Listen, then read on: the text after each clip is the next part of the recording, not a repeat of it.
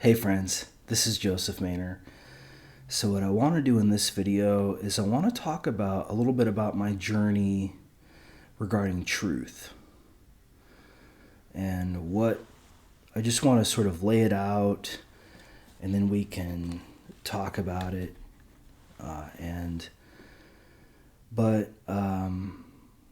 So when I was in high school, I wasn't college bound in high school, although I wanted to go to college. In high school, I just wanted to get out of my current situation. And so I ended up moving to San Francisco, where I went to community college for a couple of years. And I got nearly straight A's. And then I ended up transferring to UCLA as a electrical engineering and computer science major. So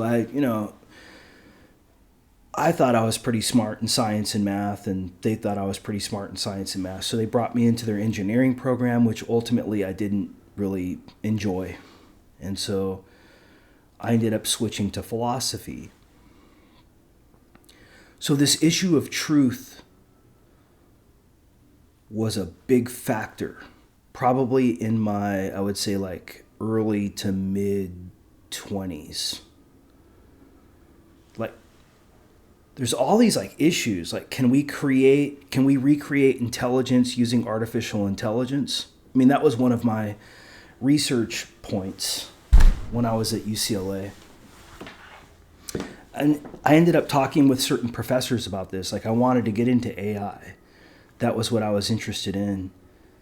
But it just turned out that philosophy was much more interesting to me because I was interested in questions like, why are we here? What are we to do? And so on. It was hard for me to like justify spending my energy on something other than what was like the best.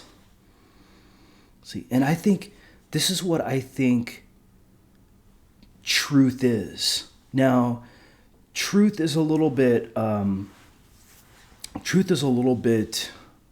interesting because there's a difference between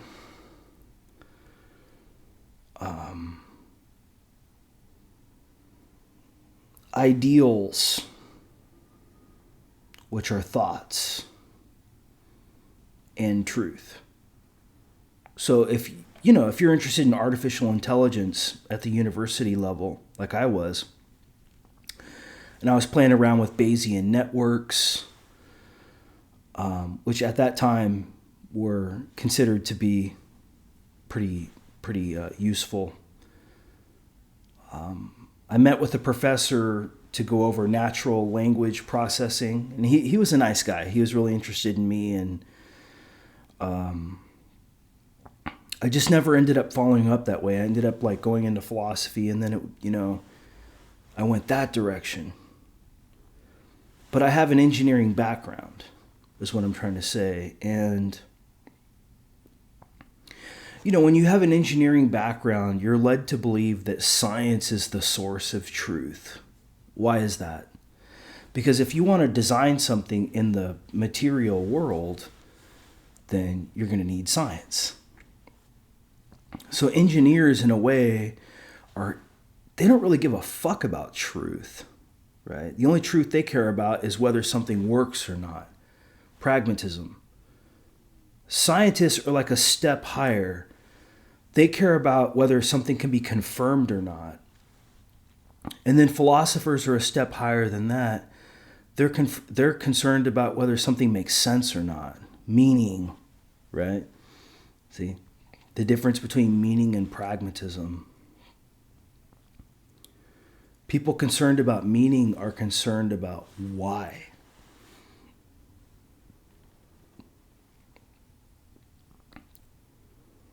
How can we prove something beyond it works? And this is what I think truth tries to do.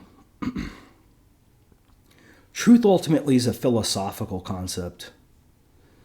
It tries to go beyond science. It tries to say that science is partial, engineering is more partial, your regular social life is even more partial.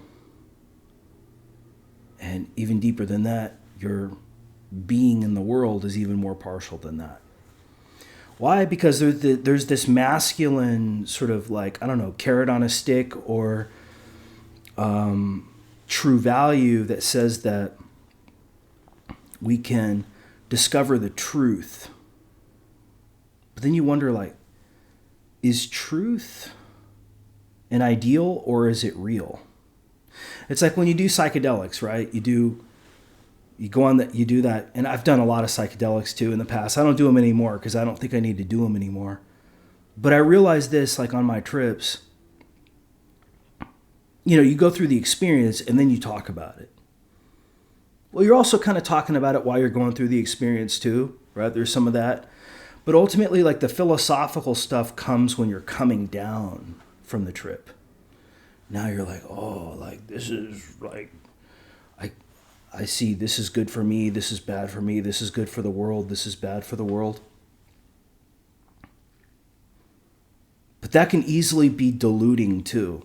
And I've seen situations where people have hated philosophy but still thought that they had the one right truth. And they even had a language that went along with that too. It's just bizarre, right? So people will deny truth but still pretend like they have the one right truth in order to sort of make themselves seem to be a master in relation with you.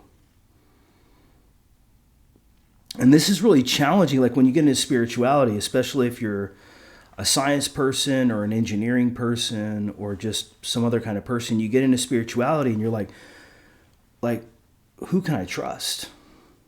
And then even selling like I'm safe to relate with, dude, I've seen that reversed. Like the person who's out there pitching that they're safe to relate with is exactly the person who you want to stay away from. And they don't even realize that, right? They lack the intuition or I'm not talking about anybody in specific here. This is just, kind of a general takeaway. They want the power to be able to be a leader. It's amazing what systems will do to try to gain power, even using things like truth. And there's a duality between trust and truth and between power and truth. And what I want to do in this video is I just want to, I want to give like a compassionate account of this. I don't want to hurt anybody. You know what I mean? I realize there is a need to survive. There's a need to engage in marketing where it's like, okay, my truth is the truth, which is a precarious proposition, but you can see why somebody would be inclined to want to do that. Especially somebody who's in a didactic role, like a teacher. Can you imagine being a teacher and telling people, don't listen to me? You can't survive that way. So this is one of the disadvantages of being a teacher, actually, I think, is that you impliedly value truth over personal development. So my number one value is personal development, not truth. And I think that's a distinction. Does that make me special? No, right? Not at all. And in fact, I value, people who value truth, they're fine with me, but oftentimes I feel like they're up their own ass in a certain kind of way that I don't want to be. They think they're special. They think they're important, right? I value truth. I'm more important than somebody who values comfort or somebody who values nothingness or somebody who doesn't even have the capability to value anything. Why is one thing here more valuable than another? See? When you have this kind of stage turquoise realization, you can kind of see the power in truth and how there's a duality between trust and truth. Like somebody coming up to you telling you, like, listen to me, right? But you don't listen to me, right? You call me a clown or you call me a retard. Like Elon Musk, right? Calling people a retard. Dude, it's awful. It's awful. No, everything that's here deserves to be here. It's here. So on some level, the higher truth isn't some kind of like conceptual claim. It's allowing things that are here to be here. That's like the truth versus and reality duality or equivalence. Truth meaning reality, which is much more like Indian philosophy than Western philosophy. In Western philosophy, we tend to think that truth corresponds with a statement about reality. So you got to understand this difference between Western and Indian philosophy. And even Chinese philosophy goes a step further with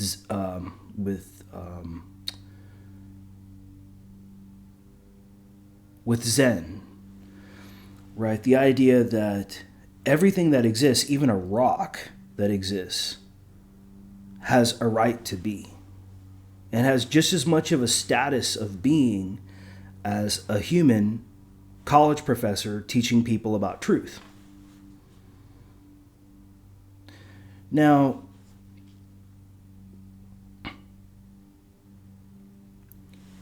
we also want to take account of the fact that everybody's trying to survive. Everybody has been surviving and wants to continue to survive in the way that they have been surviving. In case you haven't figured out yet, it's really hard to quit something that you're attached to, right? It's like breaking up with somebody, dumping somebody in a way. Like, so you want to quit your whatever addiction it is that you have.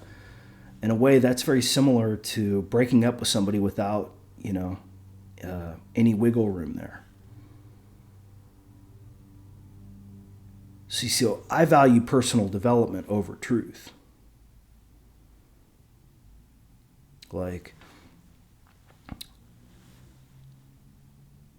And I see the relation between trust in truth and power in truth.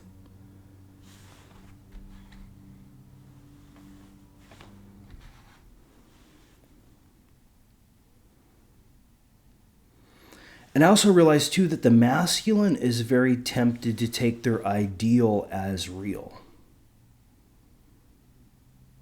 You can think of this in language, right? Some kind of definition of truth. This is what the postmodern philosophers were all over. And they talked about post-truth politics,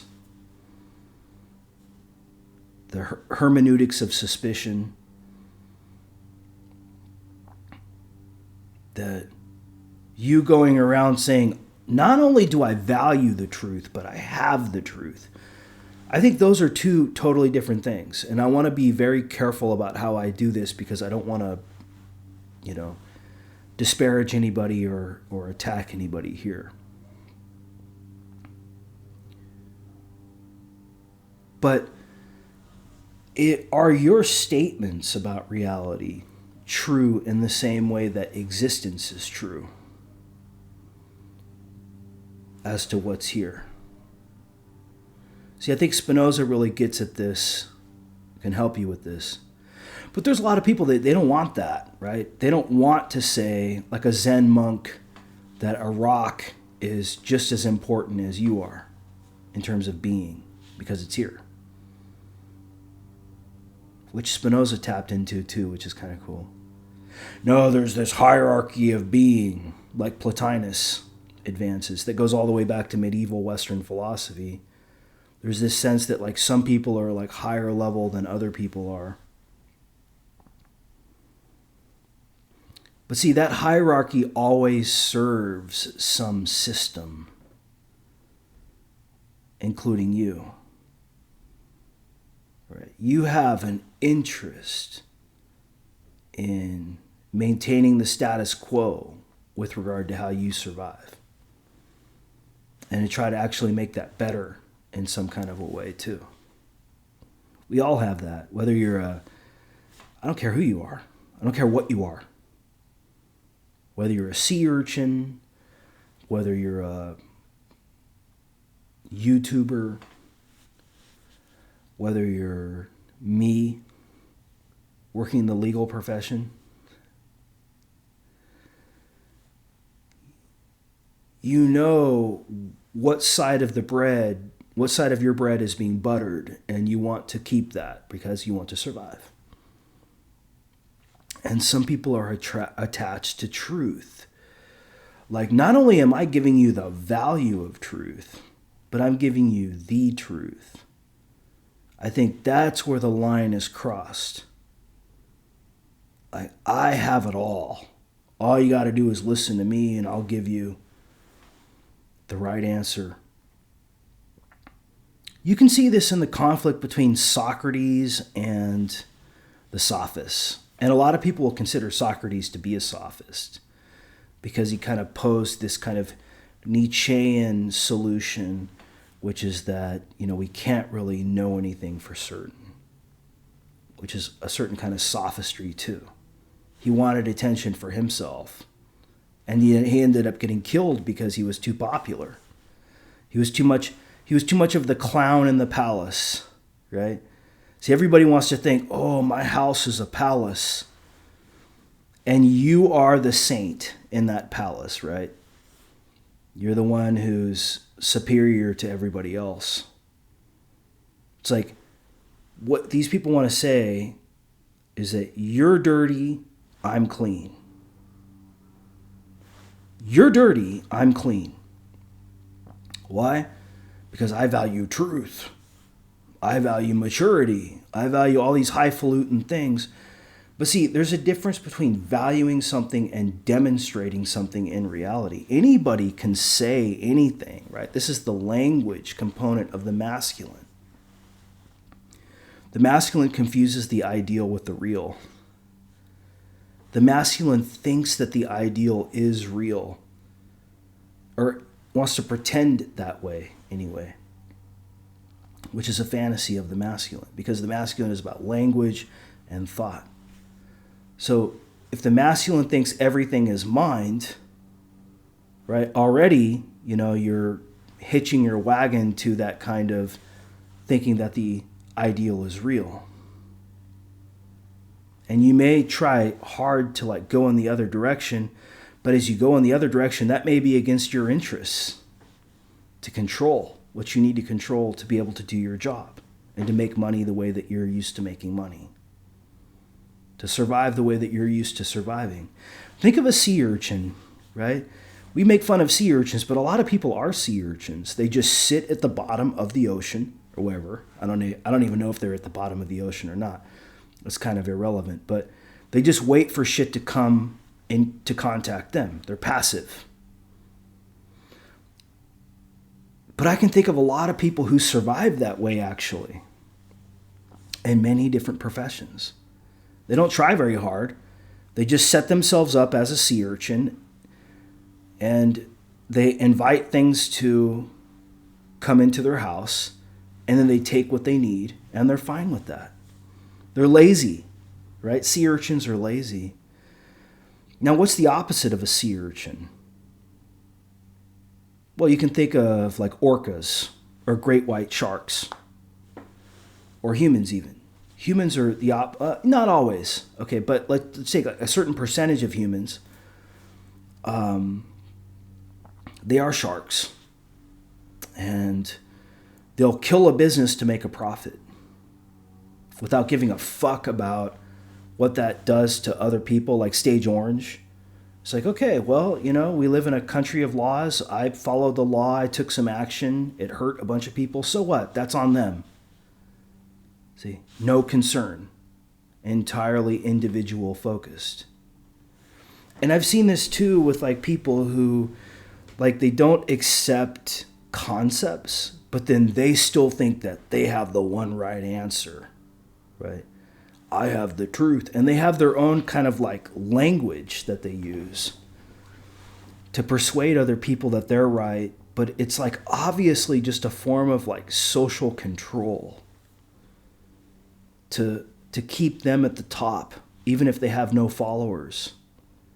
You know what I mean? It's just like, for some reason, they need to feel, and I don't know if they think this helps them or if they just have a really strong need for contribution, but they think that somehow playing this game is the summum bonum of life. I would say be careful of that one. Be careful of truth, whether it's expressed or implied. Because you don't know whether you're guessing or whether you're right. And when you say that you're always right, you're discounting other perspectives on reality. And really what you should be doing is you should be telling other people that they should find their truth, not follow your truth. Your truth is for you. It's like, Merry Christmas, Happy Christmas, that's good for you. Thank you. But when you think that your truth is good for me, then I have to trust that because I can't verify that entirely. So that's this idea that everything is God. I've always had a problem with this God term, right? I have a big problem with this God term. I have a big problem with truth, actually. Like I said, my number one value is personal development. So I see both of these have been misused to give somebody credibility that they don't deserve. Like they're really good at defending themselves. Some perspectives are so good at defending themselves. Think of Donald Trump. So good at defending himself. There's no question about it. Like not only is, you know what I mean? He doesn't even like hitch his wagon to truth. He goes into like post-truth. I don't need truth. I just need power to win. I just need to win. That's all I care about. But people who want to hitch their wagon to truth, oftentimes they do have a moral kind of attitude. Like, everybody who I don't like is evil or untrue. I think that there's some stage blue in that. There's definitely a stage red shadow there, kind of a stage orange shadow happening there too. But I think it's sneaky, right? It's like it's not just a shadow. It's like these people know what they're doing. Right? They're trying to tell you to trust them to give you the truth or to give you the morality. You need them. Because they're clean and you're dirty. So in a way, it's like getting beyond your subjective perspective. Like you've got to take my perspective over your subjective perspective. Your subjective perspective is wrong. Treating you like a child in a way. And there are certain people, there's a place for this, right? Like I know that I've given people power in the past. But now I'm realizing too, like I can see the games, all these games. I can see how everything that's here deserves to be here because it's here. So in a sense, that's the truth.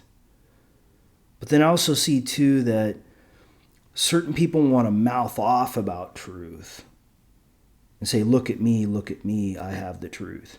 Whether they do that directly or indirectly, it doesn't matter. And usually these people have a tribe around them of people who feel less than. They feel like they need to bathe more in the works of the person who's delivering the truth. Instead of realizing, see, that just makes people dependent on you, actually. What you want to do is you want people to contemplate truth for themselves and determine the incredible nuance of this issue. So what I'm going to do, friends, I got 5 minutes left.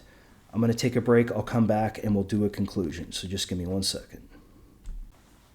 All right, friends, welcome back. So, with regard to truth, there's been a lot that's happened actually in the last 50 years, especially in Western philosophy regarding truth, and the postmodern philosophers have put into question the correspondence theory of truth, which is this idea that a statement can be made that links up with reality in a kind of context independent way, and that there is a means to discover the truth in a context independent way so that somebody can be made to be special, right? I'm the person who discovered the truth. I'm the Isaac Newton, the Albert Einstein.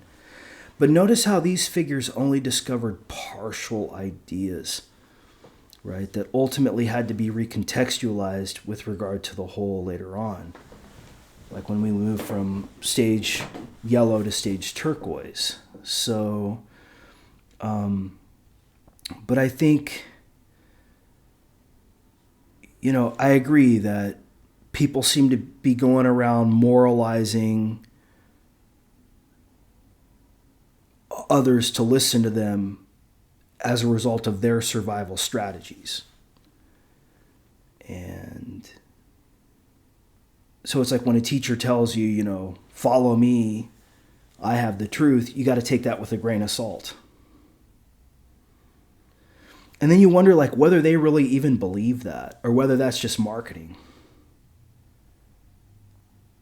Anybody can pretend that they have a certain value. That doesn't mean they're good at that. So for example, I could say, oh yeah, I'm really good at chess. But then when you look at my chess ELO, it's awful, right? So you're taking your value for something and you're convincing other people that, yeah, I value this, therefore you should listen to me.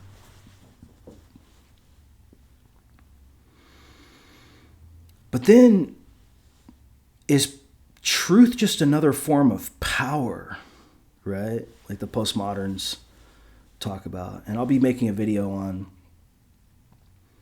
philosophy too, which we'll get into postmodern philosophy. And what's the relation between trust and truth?